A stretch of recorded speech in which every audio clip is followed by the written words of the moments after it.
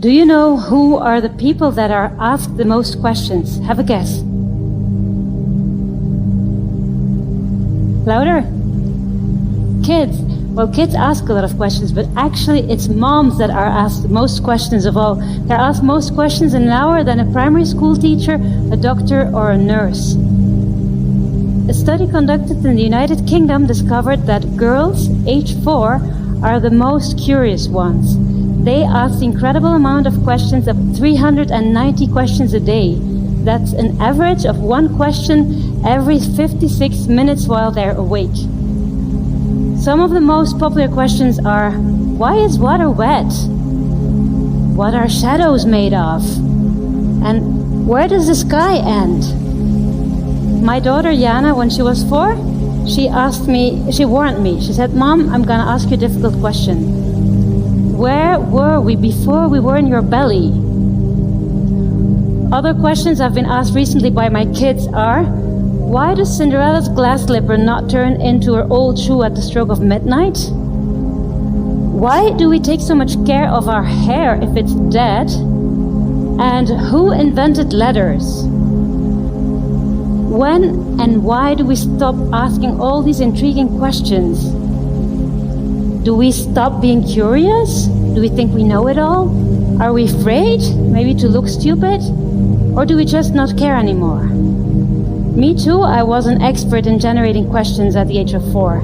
And somehow I never stopped asking questions. Well, I noticed that many people around me did. Question is a powerful tool. It is a key that can unlock many doors. It's a key to people, to ourselves, and to the world.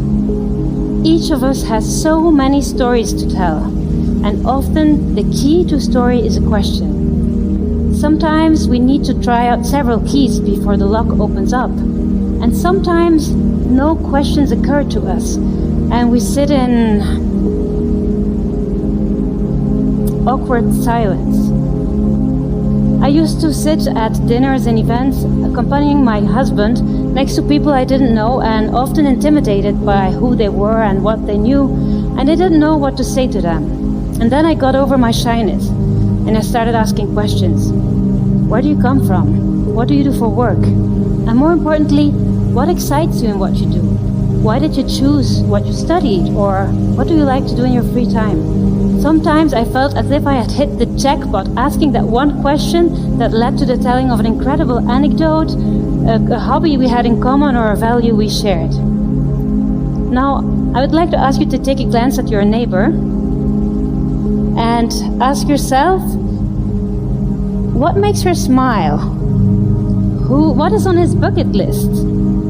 What surprises him? What's one thing he tried not so long ago that he had never done before? Or what one item would he take on a trip around the world?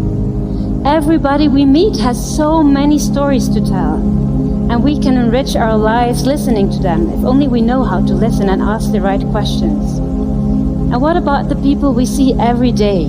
Our mom, our granddad, our brothers, our friends, our teachers, and our students. Do you know what drives them? What moves them? What are their stories? My dad died last year after a long struggle with cancer. And I was lucky to have the chance to ask him all the questions I had not asked until that day. You know, the time for asking questions is right now. For those of us who don't think they're all that interesting, there is good news. Todd Kashdan from George Mason University investigated that it's more important to be interested in cultivating and maintaining relationships than being interesting. It's the secret juice of relationships. When you are curious and ask people questions, and they tell you something interesting about themselves, they open up, they disclose, and they share, and they in their turn ask questions for you. And this sets up a virtuous cycle of giving and taking, which fosters intimacy. Now, a question is also a key to yourself. It can help you to identify who you are and what can make your life a thriving one. It can help you to clarify where your passions lay or your interests and what your values are. What would you do if you won the lotto? What would you do if somebody told you you're only 6 more months to live? What would you like people to say on your funeral? What kind of activities bring you the most joy and mental well-being? Questions like these are like stars that can orient us to lead a meaningful life and to create our own maps to navigate. And finally, questions are key to understand the world around us. These endless, tireless questioning toddlers with their 390 questions a day, they are figuring out the laws of the universe. Why is the sky blue? Why does ice float? Just as Newton and Darwin did with their questions. Why does an apple fall from a tree, but does the moon not fall to the earth? And why do the Galapagos Islands have so many species we cannot find elsewhere? The scientist is not a person who gives the right answers. He's one who asks the right questions, said the French anthropologist Claude Lévi-Strauss. Questions are tools to explore and investigate and to problem solve. Einstein said, if I had 1 hour to solve a problem and my life depended on it, I would use the first 55 minutes determining the proper question to ask. For once I know the proper question, I could solve the problem in 5 minutes. Questions can lead to action and to great innovations and inventions. Why is Guatemala poor?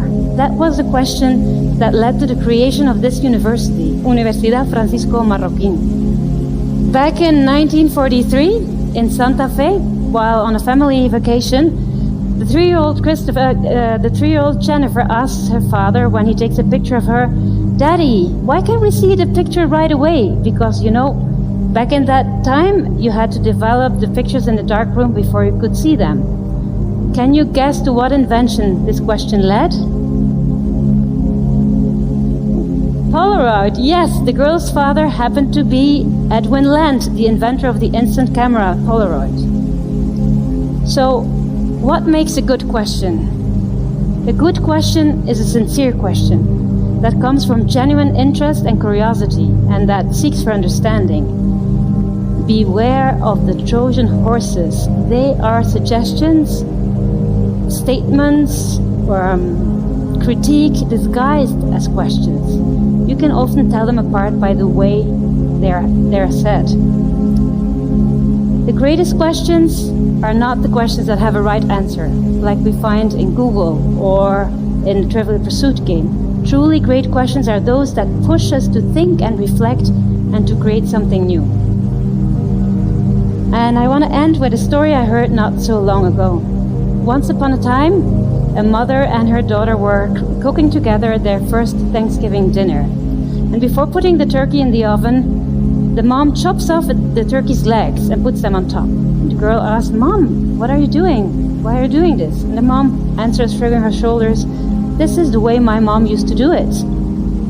So the next time the girl sees her grandma, she asks her, "Granny, why do you chop off the turkey's legs before you put it in the oven?" And she too shrugs her shoulders and says, "This is the way my mom used to do it."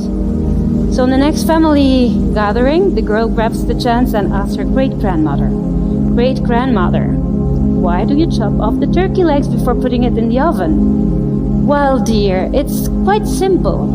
Back then my oven was small and the turkey in its hole didn't fit." So my question for you is, what and how many turkey legs are you chopping off? And what will be your next question?